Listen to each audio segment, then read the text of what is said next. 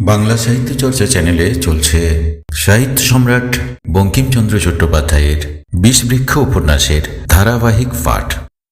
আজকে বিষবৃক্ষ উপন্যাসের ষষ্ঠ পরিচ্ছেদ তারাচরণ। এর আগের পর্বে আমরা পাঠ করেছি পঞ্চম পরিচ্ছেদ অনেক প্রকারের কথা। পঞ্চম পরিচ্ছেদের কাহিনীর সারসংক্ষেপ ছিল এরকম। এই অংশে কুন্দনন্দিনীর কলকাতায় আগমন ও তার ভবিষ্যৎ জীবনের নতুন অধ্যায়ের সূচনা বর্ণিত হয়েছে। নগেন্দ্র তাকে সঙ্গে করে কলকাতায় এনে তার আত্মীয় বিনোদ ঘোষের খোঁজ করেন, কিন্তু তাকে খুঁজে না পাওয়ায় কুন্দের অন্য আশ্রয়ের ব্যবস্থা করতে হয়। তখন তিনি নিজের বোন কমলমণির বাড়িতে কুন্দকে রাখেন। কমলমণি স্নেহ ও মজার ছলে কুন্দকে নিজের হাতে স্নান করিয়ে সাজিয়ে তোলে। কুন্দের সরলতা, নিষ্পাপ স্বভাব ও অদ্ভুত সৌন্দর্যে সবাই মুগ্ধ হয়।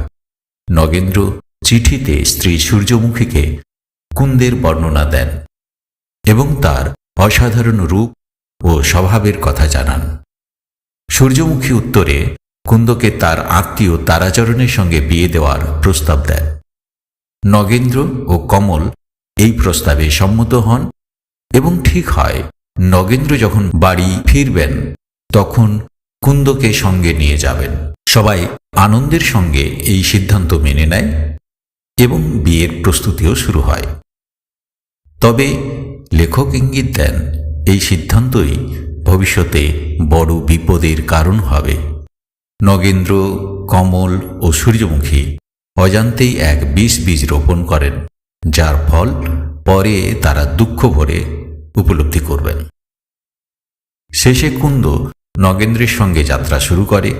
সে তার স্বপ্নের সতর্কবার্তা প্রায় ভুলে যায় এবং নগেন্দ্রের সদয় স্বভাব দেখে বিশ্বাস করতে পারে না যে তার মাধ্যমে কোনো অমঙ্গল ঘটতে পারে। এই ছিল পঞ্চম পরিচ্ছেদের সংক্ষিপ্ত কাহিনী। এরপরে আমরা চলে যাব ষষ্ঠ পরিচ্ছেদ তারাচরণ। কবি কালিদাসের এক মালিনী ছিল, ফুল জোগাইত।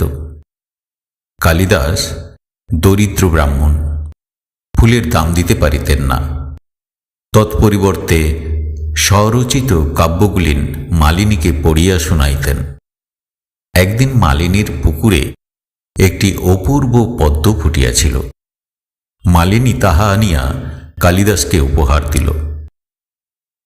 কবি তাহার পুরস্কার স্বরূপ মেঘদূত পড়িয়া শুনাইতে লাগিলেন। মেঘদূত কাব্য রসের সাগর, কিন্তু সকলেই জানেন যে তাহার প্রথম কবিতা কয়টি কিছু নীরস। মালিনীর ভালো লাগিল না, সে বিরক্ত হইয়া উঠিয়া চলিল। কবি জিজ্ঞাসা করিলেন, মালিনী সখী, চলিলে যে? মালিনী বলিল, তোমার কবিতায় রস কই? কবি বলিলেন, মালিনী, তুমি কখনো স্বর্গে যাইতে পারিবে না। কেন? কবি, স্বর্গের সিঁড়ি আছে, লক্ষ যোজন সিঁড়ি ভাঙিয়া স্বর্গে উঠিতে হয়। আমার এই মেঘদূত কাব্য স্বর্গেরও সিঁড়ি আছে। এই নীরস কবিতাগুলিন সেই সিঁড়ি। তুমি এই সামান্য সিঁড়ি ভাঙিতে পারিলে না, তবে লক্ষ যোজন সিঁড়ি ভাঙিবে কি প্রকারে? মালিনী তখন ব্রহ্মশাপে স্বর্গ হারাইবার ভয়ে ভীতা হইয়া আদ্যপান্ত মেঘদূত শ্রবণ করিল। শ্রবণান্তে প্রীতা হইয়া পরদিন মদনমোহিনী নামে বিচিত্রা মালা গাঁথিয়া আনিয়া কবি শিরে পরাইয়া গেল।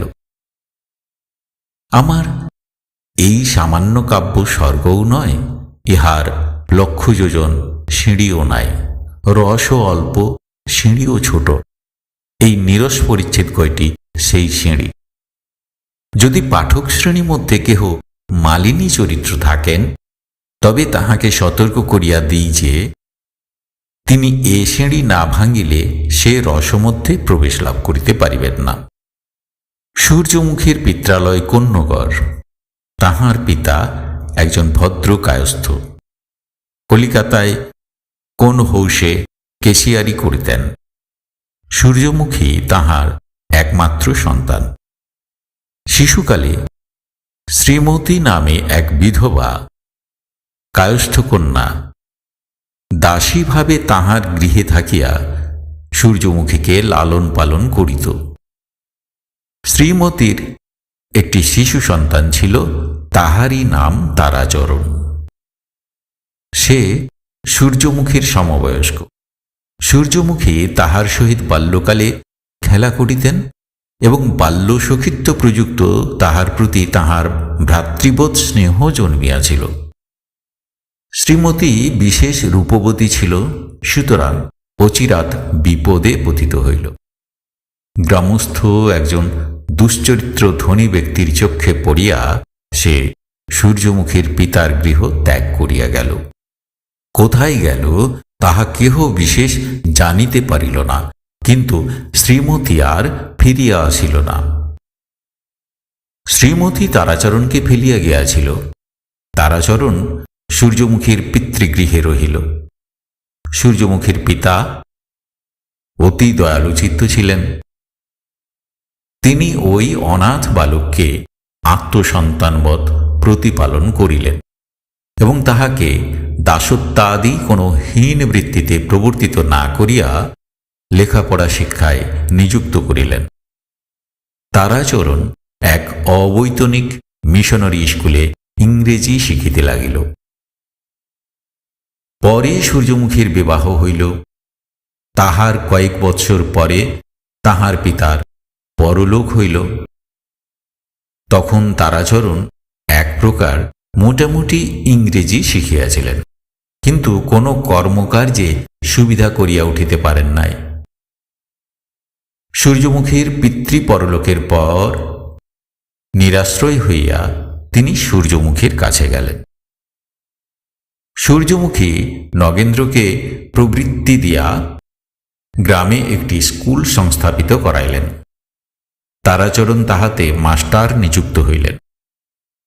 এক্ষণে গ্রান্টিন অ্যাডের প্রভাবে গ্রামে গ্রামে তেড়ি কাটা টপ্পাবাজ নিরীহ ভালো মানুষ মাস্টারবাবুরা বিরাজ করিতেছেন, কিন্তু তৎকালে সচরাচর মাস্টারবাবু দেখা যাইত না।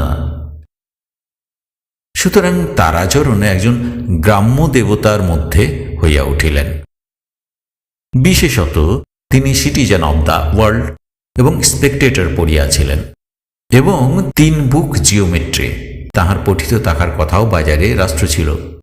এই সকল গুণে তিনি দেবীপুর নিবাসী জমিদার দেবেন্দ্র বাবুর ব্রাহ্ম সমাজভুক্ত হইলেন এবং বাবুর পারিষদ মধ্যে গণ্য হইলেন।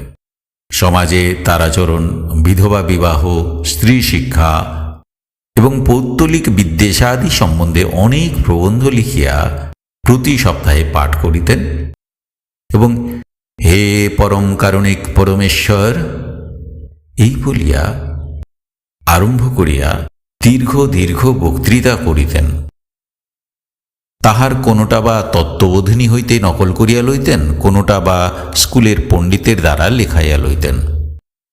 মুখে সর্বদা বলিতেন, তোমরা ইট পাটকেলের পূজা ছাড়ো, খুড়ি জেঠাইয়ের বিবাহ দাও, মেয়েদের লেখাপড়া শিখাও, তাহাদের পিঞ্জরায় পুরিয়া রাখো কেন, মেয়েদের বাহির করো। স্ত্রীলোক সম্বন্ধে এতটা লিবারালিটির একটা বিশেষ কারণ ছিল, তাহার নিজের গৃহ স্ত্রীলোক শূন্য। এ পর্যন্ত তাহার বিবাহ হয় নাই। সূর্যমুখী তাহার বিবাহের জন্য অনেক যত্ন করিয়াছিলেন, কিন্তু তাহার মাতার কুলত্যাগের কথা গোবিন্দপুরে প্রচার হওয়ায় কোনো ভদ্রকায়স্থ তাহাকে কন্যা দিতে সম্মত হয় নাই। অনেক ইতর কায়স্থের কালো কুৎসিত কন্যা পাওয়া গেল, কিন্তু সূর্যমুখী তারাচরণকে ভ্রাতৃবৎ ভাবিতেন। কি প্রকারে ইতর লোকের কন্যাকে ভাইজ বলিবেন, এই ভাবিয়া তাহাতে সম্মত হন নাই। কোনো ভদ্রকায়স্থের সুরূপা কন্যার সন্ধানে ছিলেন।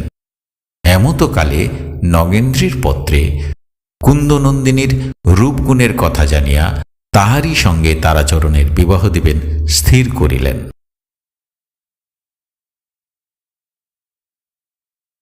সাহিত্য সম্রাট বঙ্কিমচন্দ্র চট্টোপাধ্যায়ের বিষবৃক্ষ উপন্যাসের ষষ্ঠ পরিচ্ছেদের এখানেই সমাপ্তি। এর পরবর্তী পরিচ্ছেদ সপ্তম পরিচ্ছেদ পরের পর্বে।